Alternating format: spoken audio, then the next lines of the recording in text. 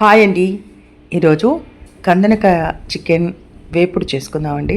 ముందుగా ఉల్లిపాయలు, పచ్చిమిర్చి, కొత్తిమీర, టమాటా పేస్టు పక్కన పెట్టుకొని నూనె వేడి చేసి పచ్చిమిర్చి, ఉల్లిపాయలు, పసుపు వేసి బాగా వేపండి. తర్వాత కందనకాయలు, చికెన్ వేసి బాగా వేపండి. ఇప్పుడు చూసారు కదా ఎలా నూనె అంతా బయటకు వచ్చిందో. ఇప్పుడు ధనియా పౌడరు, అల్లం వెల్లుల్లి పేస్టు, టమాటా పేస్ట్ వేసి బాగా కలుపుకొని తగినంత కారం, ఉప్పు వేసి బాగా కలుపుకోండి. కొంచెం వేగనివ్వండి. వేగాక ఇందులోనే కొత్తిమీర కూడా కొంచెం వేసేసేయండి. ఇప్పుడు తగినన్ని నీళ్లు పోసి వేపండి. చూసారా ఎంత బాగా వేగినాయో. కొత్తిమీర వేసి దించేసుకోవడమేనండి. సూపర్ టేస్టీగా ఎమ్మీగా ఉంటుంది.